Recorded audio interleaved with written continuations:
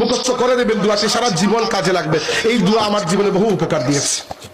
এটা আমার নবী সাল্লাল্লাহু আলাইহি ওয়াসাল্লামের মুজিজা যে আমার নবীর কথার কারণে আমার জীবনে আমি অনেক উপকার পেয়েছি এই দোয়ার কারণে।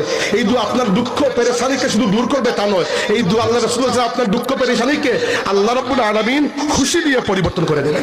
রাসূল সাল্লাল্লাহু আলাইহি ওয়াসাল্লাম আমাদেরকে শিখিয়ে দিয়েছেন যে আমার উম্মত মা আসাবা হাদিসে এসেছে মা আসাবা আবদান কাত্তুন হাম্মুন ওয়ালা হুজন, আমার উম্মতের উপর যদি কোনো দুঃখ কষ্ট, যদি কোনো পেরেশানি, মনের মধ্যে কোনো কষ্ট আসে, আর সে যদি আল্লাহর কাছে বলে, একটু দোয়া শিখিয়ে দিয়েছেন, এই দোয়াটি পড়ে সাথে সাথে আল্লাহ তার কষ্ট, দুঃখ, পেরেশানিকে খুশি দিয়ে পরিবর্তন করে দেবেন।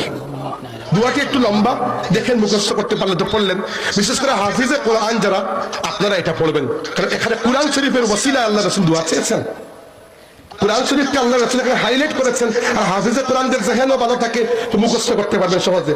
রাসূল সাল্লাল্লাহু আলাইহি ওয়াসাল্লাম বলতেন, আল্লাহুম্মা ইন্নী আবদুক ওয়া ইবনু আবদিকা ওয়া ইবনু আমাতিক ناصيتي بيدك ماض في حكمك عدل في قضاؤك أسألك بكل اسم هو لك سميت به نفسك أو أنزلته في كتابك أو علمته أحدا من خلقك أو استأثرت به في علم الغيب عندك أن تجعل القرآن العظيم ربيع قلبي ونور صدري وجلاء حزني وذهاب همي।